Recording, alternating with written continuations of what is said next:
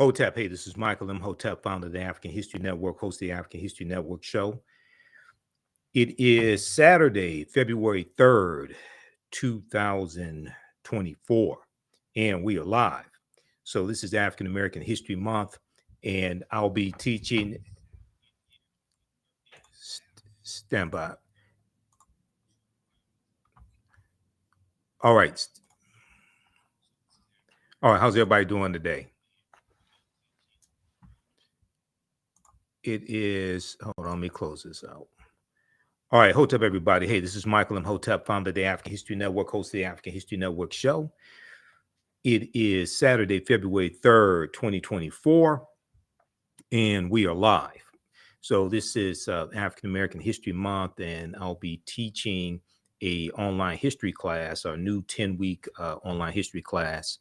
I'll be teaching that in a few minutes as soon as we finish this broadcast. But I wanted to come on and talk about this topic here. And this is actually something that we discuss in the class. So a lot of people have heard that actor Denzel Washington is going to portray Carthaginian General Hannibal Barca in a new movie that's going to be on Netflix, okay? And it is directed by Antoine Fuqua, okay? Antoine Fuqua. Now, we remember Denzel Washington and Antoine Fuqua teamed up for Training Day, okay? And Antoine Fuqua is an excellent director.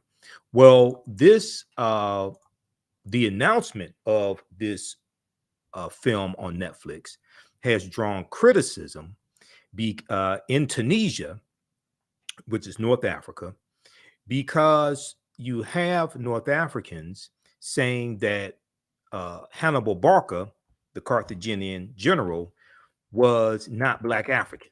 And we know that Denzel Washington is African American. Okay. Now, this also reminds us of the controversy surrounding Adele James playing Queen Cleopatra VII in African Queens, the series from Jada Pinkett Smith on Netflix. Okay, so I'm going to talk a little bit about what is in this article, what the controversy is, and then we're going to dispel this myth, because Hannibal Barca was Black African, even though in antiquity, and you know, Hannibal lives in 3rd century BC, and we know the Battle of Cannae is 219 BC. The Battle of Cannae is 216 BC. When he crossed the Alps with the elephants is 219 BC, and we know he's defeated at the Battle of Zama in 202 BC. Okay, however, he was Carthaginian, and the Carthaginians were descendants of the Phoenicians. Okay, so let me deal with this succinctly here, and I'll give you some information about our online class. Visit our website, AfricanHistoryNetwork.com, AfricanHistoryNetwork.com, because our online class starts today. Ancient Kemet, the Moors, and the Ma'afa, understanding the transatlantic slave trade, what they didn't teach you in school. All right, so Denzel Washington, and let me close out some of these ads here. Denzel Washington being cast in Antoine Fuqua's upcoming Netflix movie as ancient Carthaginian General Hannibal Barca is sparking some controversy in Tunisia, the home country of the great military commander. Okay, now it was Carthage at the time. Okay, that area was Carthage. According to French newspaper Courrier International, there are complaints about depicting the Carthaginian general as Black African. There are complaints about depicting the Carthaginian general as Black African being made in the media and the Tunisian parliament. Now, Member of Parliament Yassine Mami, M-A-M-I, not exactly sure how to pronounce that, has pointed out that Hannibal was born in 247 BC in Carthage, now known as Tunis, the Tunisian capital, and was of West Asian Semitic origin. Quote, there is a risk of falsifying history. We need to take position on this subject, end quote, the Tunisian politician reportedly stated. Okay, so this gets into ancient history. This gets into who was in that area at the time. This gets into understanding that the Carthaginians were descendants of the Phoenicians, who were Black African people, and the Phoenicians are descendants of the Garamantes, a larger group of Black African people there in North Africa. And the African Moors are descendants of the Garamantes as well. Concurrently, French language Tunisian newspaper La Presse has published an editorial in which it similarly objects that depicting Hannibal Barca as Black African is, quote, according to Tunisians and many observers, historical error, a historical error. Now, keep in mind that North Africa was largely conquered by Arabs. The Arabs invade Egypt in 639 AD, conquer in 642 AD, or Common Era, okay, and go throughout North Africa. All right. Yes, you do have some Black Africans, descendants of those ancient Africans that are still there, but they're in the minority. And we know in Egypt, they've been pushed further south, especially into Sudan, which in ancient times was Nubia, okay, or Ta-Nehesi. However, Tunisian culture minister Hayat Ketat Gramazi had a different, more pragmatic take on the matter. He said, he told the French newspaper Le Monde, it's fiction, it's their Netflix right, it's their right to do what they want, referring to Netflix. She said, Hannibal is a historical figure, and we are all proud that he was Tunisian, but what can we do? She went on to note that she is trying to negotiate with Netflix to shoot at least a portion of the film in Tunisia. Quote, I hope they decide to shoot at least a sequence of the film here, and that this is publicized. We want Tunisia to go back to being a location where foreign films are shot. She said, as reported by Le Monde newspaper. Okay, now representatives for Netflix, Denzel Washington and Antoine Fuqua, did not immediately reply to a request for comment. Now, this controversy in Tunisia over Denzel Washington playing Hannibal is reminiscent, as I said at the beginning, of the uproar in Egypt, and let's be frank, anti-Black backlash from Arabs in Egypt over Adele James portraying Queen Cleopatra VII. And they weren't saying Queen Cleopatra VII was Black. They were saying that she was not white. They were saying she looked more like Adele James, who is biracial, than she did Cleopatra. I mean, then she did Elizabeth Taylor, who portrayed Cleopatra VII as well. Okay. Now, the still untitled film about the Carthaginian general Hannibal Barca will be written by John Logan, the three-time Academy Award winner who scribed Martin Scorsese's The Aviator and Ridley Scott's Gladiator. According to the original logline, the movie is based on real-life warrior Hannibal Barca, who became Carthaginian general at 26 years old. He is widely regarded as one of the greatest military commanders in history. The film covers the pivotal battles he led against the Roman Republic during the Second Punic War. And we deal with the Punic Wars in my online class, online history class also. And we also talk about the Battle of Cannae 216 BC, when Hannibal has an army of 50,000 people made up of largely of barbarians who defeat the Roman army, and Rome has about 80,000 soldiers. Okay, that's the Battle of Cannae 216 BC. Hannibal invaded Italy while riding a northern African war elephant. Okay, and you read about Hannibal crossing the Alps. That's in 219 BC.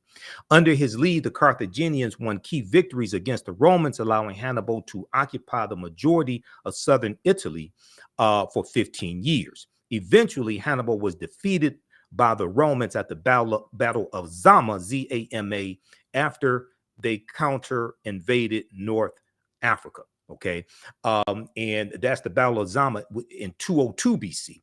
It's going to be after the Battle of Zama that Publius Cornelius Scipio takes the surname Africanus after the area that he's conquering. Okay, Africa was not named after a Roman general. Okay, Africanus means belonging to Africa. People have this totally backwards, and we break this down in my class and provide you with the evidence as well. So what I want to do quickly here is I want to look at some information that I teach on dealing with Hannibal Barca. Okay, and these are actual slides from my class, but we deal with this myth, and we deal with distortions of Hannibal's depiction, and we show that Hannibal was Black African. Okay, now there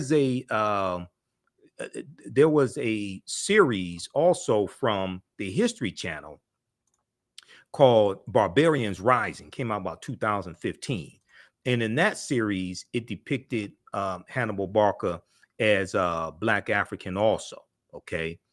Let's see here. Let me go to, all right. Yeah, I want to take that down. Also, I meant to show you all my t-shirt. I know some people are asking. Okay. Blacks in science, Black scientists and inventors. Okay. So, I always have some interesting t-shirts. All right, so let's look at this here. All right, now, Carthage was founded in 813 BCE, before the Common Era. A Carthage exists from 813 BCE to 146 BCE or BC.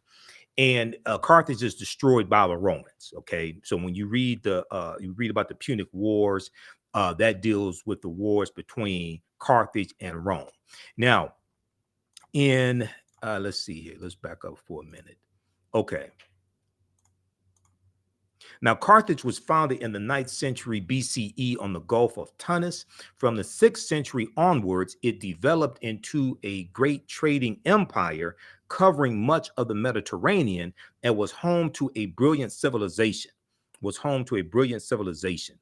In the course of the long Punic Wars, Carthage occupied some of Rome's territories before finally being destroyed by its rival in 146 BCE. If you watch the fantastic documentary about Dr. John Henrik Clarke, a great Grandmaster Scholar Warrior, Dr. John Henrik Clarke, he talks about Hannibal Barca. He talks about the Romans, okay, the Carthaginians as well, okay.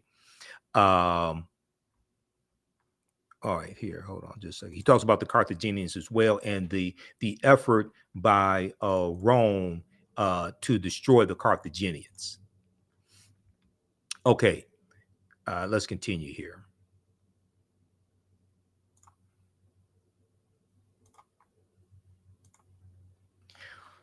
All right, now in his book, World's Great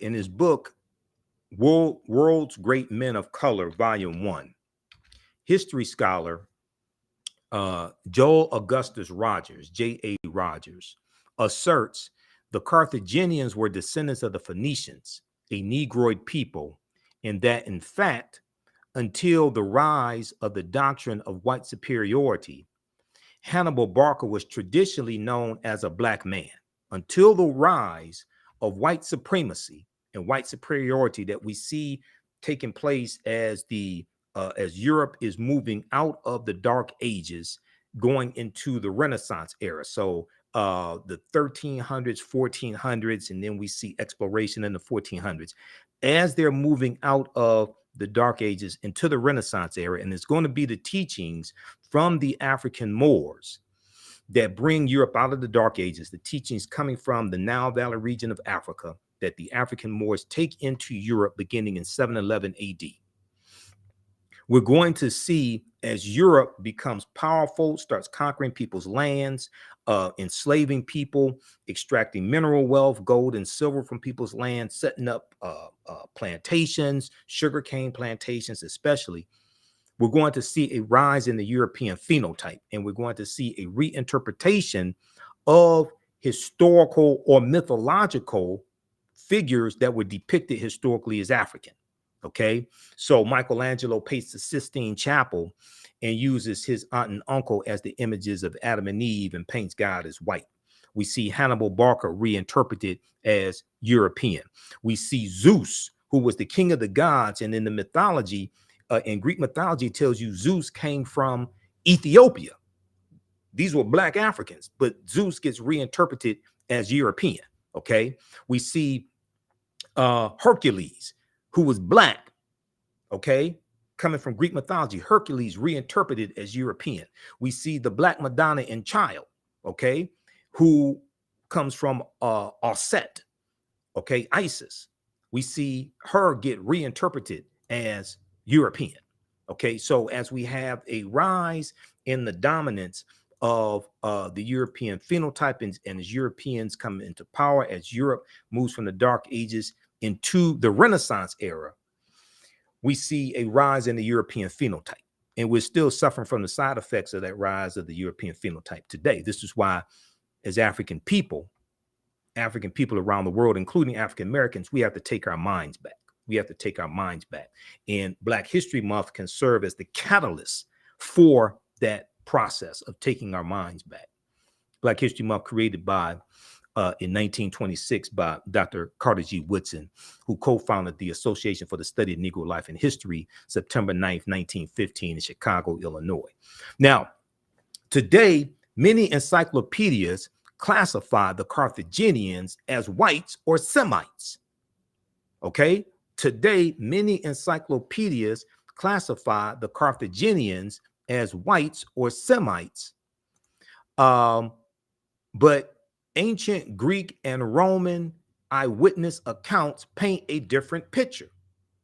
The indigenous people of Carthage were called the Afeers. The indigenous people of Carthage were called the Afeers, A-F-E-R-S. Ancient Roman poet Virgil, in his poem Mortem, M-O-R-E-T-U-M, speaks of a woman from the Afeer or Afar, A-F-A-R, also known as the Afra race, A-F-R-A. He says of this woman, Virgil says of this woman, and all her figure proves her native land. Her hair was curly, thick her lips, and dark her color. Okay, and all her figure proves her native land. Her hair was curly, thick her lips, and dark her color.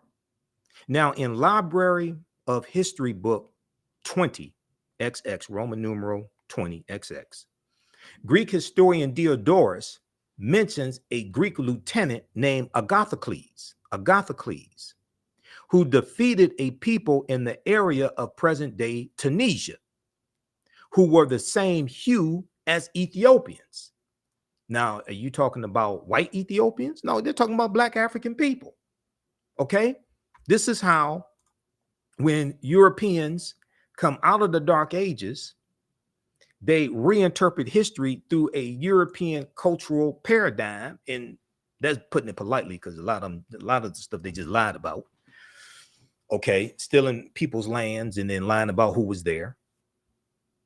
But colonizing, Dr. John Henry Clark talks about how Europeans colonized history, Europeans colonized imagery, but also they colonized the image of God. And when you study, when the Moors go in 711 AD, the Black Madonna and Child, the statues, the figure, the worship of the Black Madonna and Child is all throughout Europe. The European country, according to Runoko Rashidi, in the book Black Star: The African Presence in Early Europe, this book right here, and this is one of the books we use in the class. France probably has the most depictions of the Black Madonna and Child, with approximately 300. Okay, France has approximately 300. That's page 51 of Black Star, the African presence in early Europe.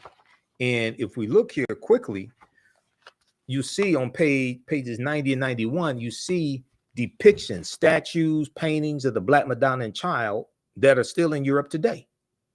Okay. But they've got us worshiping Europeans when Europeans used to worship African people. I'll be damned. Now, this is the type of information that needs to be incorporated into every Black History Month celebration, especially in the churches, This is probably why I don't get asked to speak at a lot of Black History Month celebrations, because I don't do okie doke slave Black History Month celebration speeches, and I don't teach history to make white people feel comfortable with the oppression of African people. I don't do that. Now, I don't teach it with the intent of making white people feel guilty either. I just deal with the history. But we don't do no Negro We Shall Overcome Black History Month celebrations. That's disrespectful to Dr. Carter G. Woodson and the Association for the Study of Negro Life and History. We don't do stuff like that. Okay.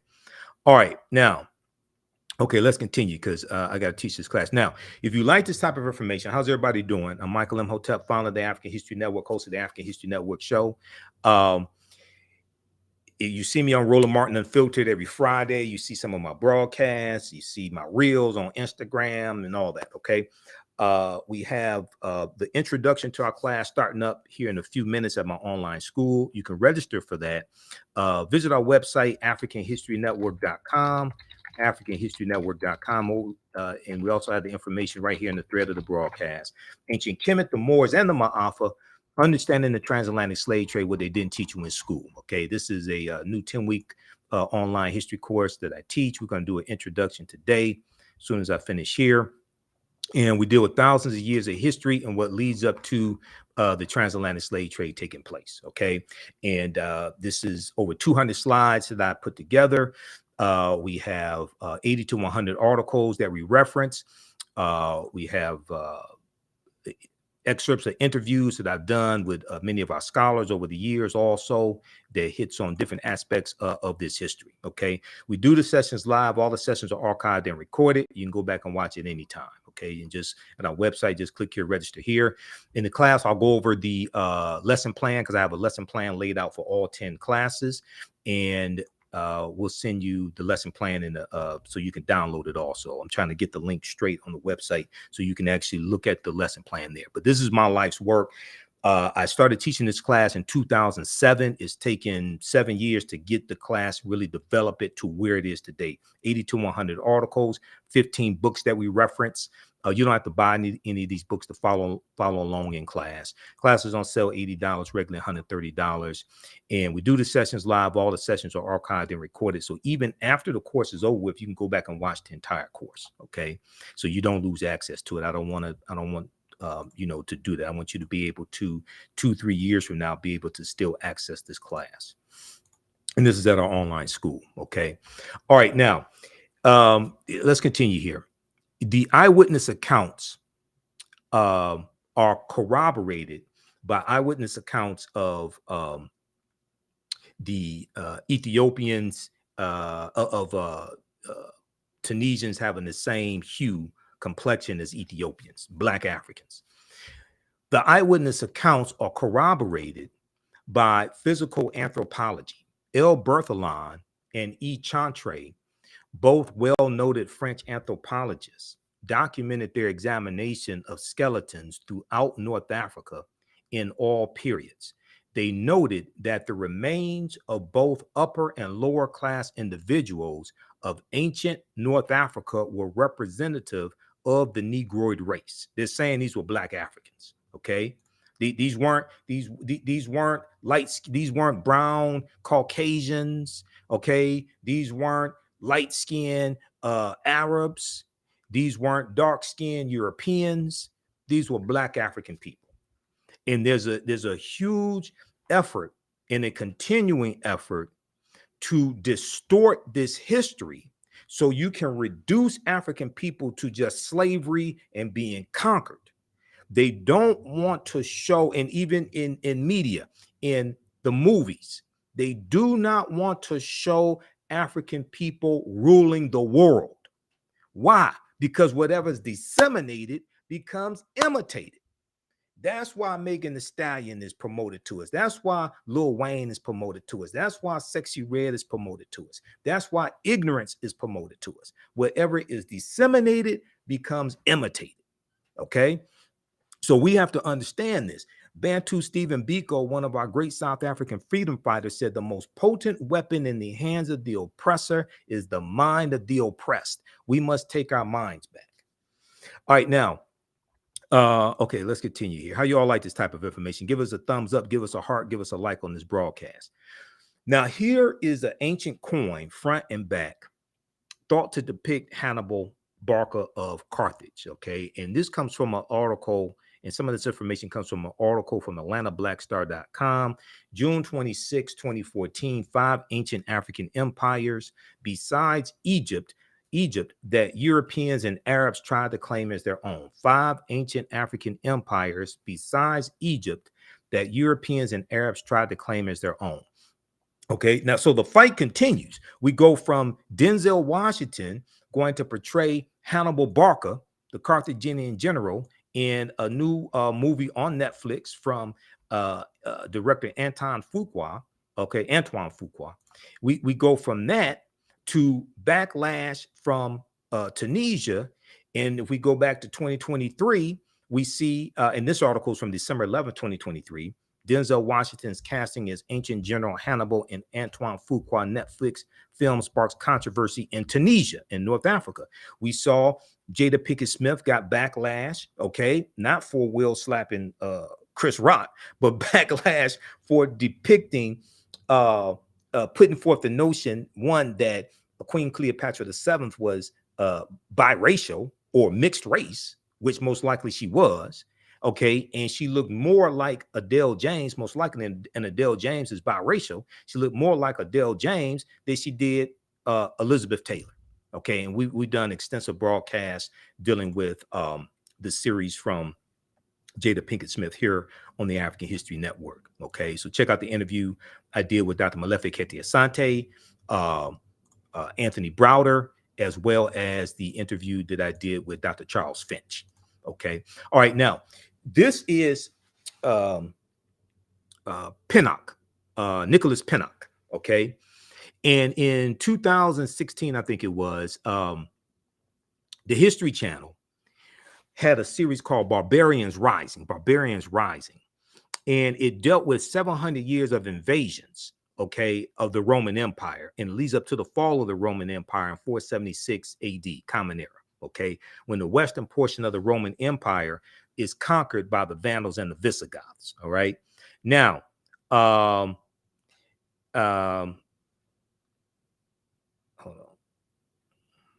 on. Conquered by the Vandals and the Visigoths. Okay. So the first installment dealt with Hannibal Barca, and they talk about the Battle of Cannae in 216 BC, and Black British actor Nicholas Pinnock portrayed Hannibal Barca. Okay. And he did an excellent job. And he looked more like Hannibal Barca than whatever white actor or Arab looking actor they're going to get, because Hannibal was Black African. Okay. The famous Carthaginian was a thorn in the empire's side. He became a general at the age of 26 and managed to unite barbarian tribes to stop Rome's imperial rise. The military genius was famous for climbing the Alps with war elephants, whose sole purpose was to stop the Roman Empire, Hannibal ultimately wanted to invade Rome, but he failed to do so. There have been debates over the race of Hannibal. This debate still continues to this day. So there was a good article from AtlantaBlackStar.com called "History Channel Portrays Hannibal as Black. White People Cry Foul Over quote unquote historical revisionism." This article is from June 7th, 2016. Okay. And in 219 BC, Hannibal of Carthage led an attack on Saguntum, an independent city allied with Rome, which sparked the outbreak of the Second Punic War. Okay. Hannibal then marched his massive army across the Pyrenees and Alps into central Italy in what would be remembered as one of the most famous campaigns in history. After a string of victories, the most notable coming at Cannae in 216 BC. This is the Roman army loses about 50,000 soldiers at the Battle of Cannae in 216 BC. It's looked at as one of the greatest military victories in history. So there's a concerted effort, right? To see they don't have a problem. White Hollywood, the white power structure. They don't have a problem with trying to rewrite the history of Black buffoonery and um, have Europeans depicted in roles that originally went to Black buffoons. They don't have a problem with that. Step and Fetch It, Amos and Andy.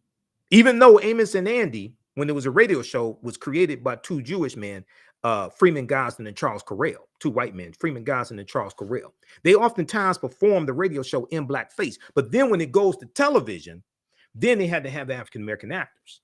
So if you ever heard of the Amos and Andy radio show that started in the 1920s, that comes from the minstrel shows. The minstrel shows were created by T.D. Rice, Thomas Dartmouth Rice, about 1828, 1829, who's known as the father of minstrelsy.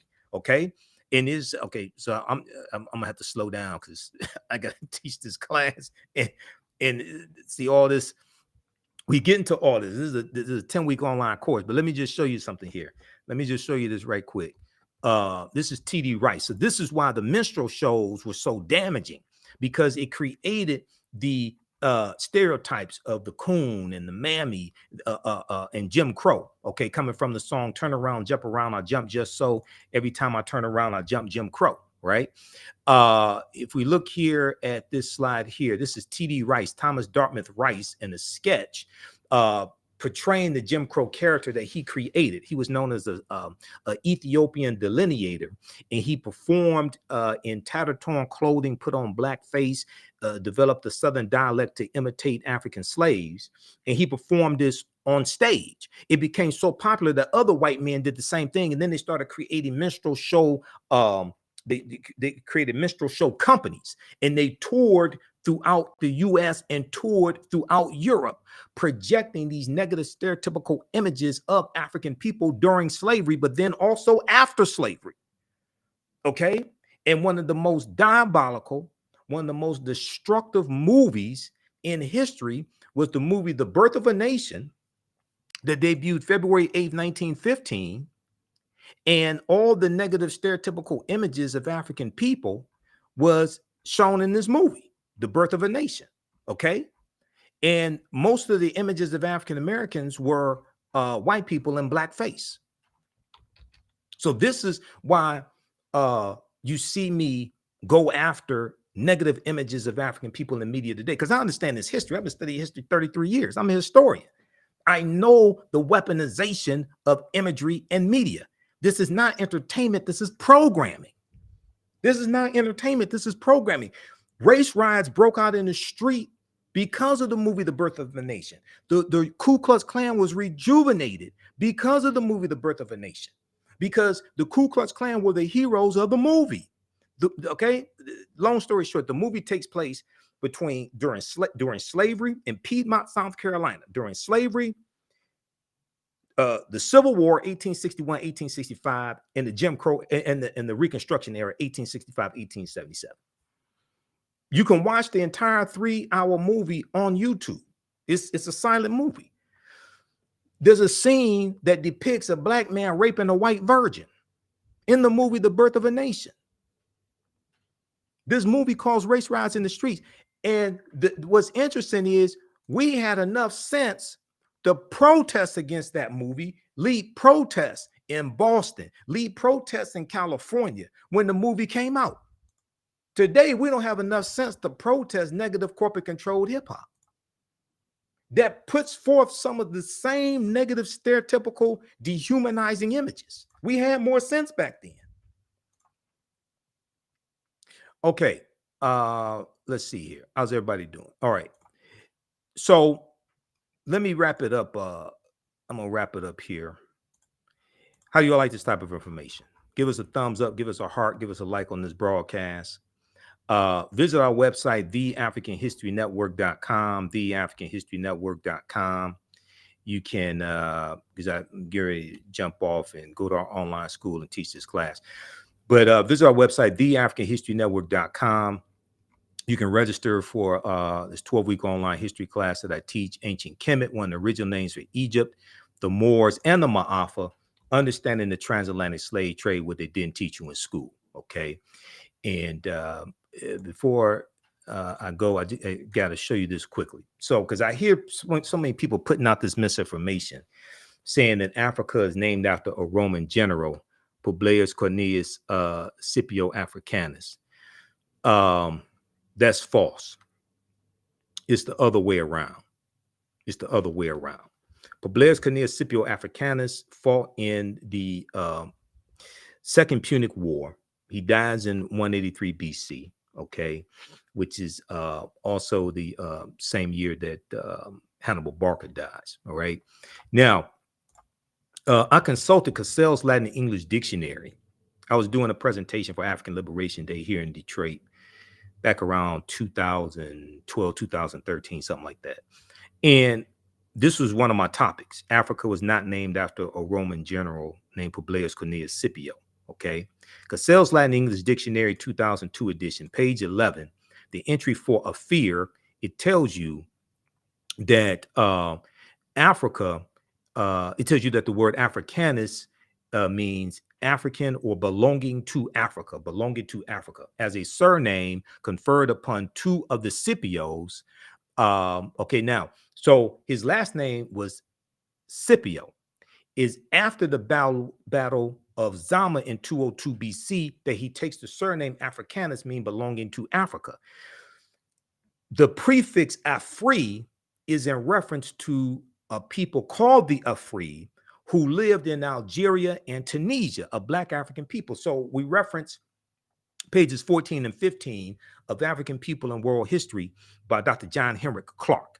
And it says here, the Nile Valley's first age of high cultural grandeur lasted until the eve of the Christian era. Some aspects of it survived the Greek and Roman occupation of parts of North Africa. After this rise and decline of Greek civilization and the Roman destruction of the city of Carthage, Carthage is destroyed in 183 BC. The Romans organized the conquered territories into a province they called Africa. Okay, after the Romans, after the rise and decline of Greek civilization and the Roman destruction of the city of Carthage, the Romans organized the conquered territories into a province they called Africa. A word derived from Afri, A-F-R-I, the name of a group of people about whom little is known. This was a new name because previously all dark-skinned people were called Ethiopians, since the Greeks referred to Africa as Ethiopia, which in Ethiopia means the land of the burnt-faced people. Okay, so Ethiopia originally was Abyssinia. Okay, so Ethiopia is a Greek word. All right, so but the Afri were a group of Black African people in Algeria and Tunisia. Tunisia used to be called Carthage. The Carthaginians are descendants of the Phoenicians. The Phoenicians are descendants of a larger group of people called the Garamantes, who also the African Moors were descendants of as well. Okay, so no, Africa was not named after Publius Cornelius Scipio. It's the other way around. He took his surname Africanus after he defeats Carthage in the Battle of Zama and defeats Hannibal Barca 202 BC in the Battle of Zama, Z-A-M-A. And if you read the article from history.com called Hannibal, in that article, it tells you that he took his surname after the Battle of Zama. So can we please Okay, stop this simple Simon nonsense, just putting forth BS with no research. Haven't done any research on it. Just throwing out nonsense. Okay. All right. Also, if you like this type of information, you can support the African History Network, $ the AHN show through Cash App, $ the AHN show through Cash App. Also through PayPal, paypal.me/the AHN show. So go to our website, AfricanHistoryNetwork.com, scroll down, and we have the information here for the Cash App, PayPal. When you click on that, this is our official Cash App account, $ the AHN show, SHOW. When you go to it, it says Michael. These other ones are fake African History Network Cash App accounts. I'm still trying to get shut down because people have been stealing money from us. Okay. These are not ours. They're using our logo, all that stuff. I put the link here. You click on the link and it has our QR code here as well. Okay. All right. So look, I have to get out of here. We have the link for the class here in the thread of the broadcast. Also, register for the full class. That helps us keep doing the research, stay on the air, keep broadcasting. If you want me to do a presentation for your group or organization, please email me through the website or email me at ahnshow@theafricanhistorynetwork.com, ahnshow@theafricanhistorynetwork.com. And we can set that up either in person or virtually if you want me to do a presentation for your group or organization. Listen to the African History Network show Sundays, 9 p.m. to 11 p.m. Eastern Standard Time, right here on our social media platforms. Visit our website for more information about that. And watch me on Fridays on Roland Martin Unfiltered, as well on the Black Star Network on Facebook, YouTube, Roland Martin, Facebook, YouTube. Download the Black Star Network app. Okay. Remember, right now is correct wrong behavior. It's not over till we win. Wakanda forever. And we'll talk to you next time. Peace.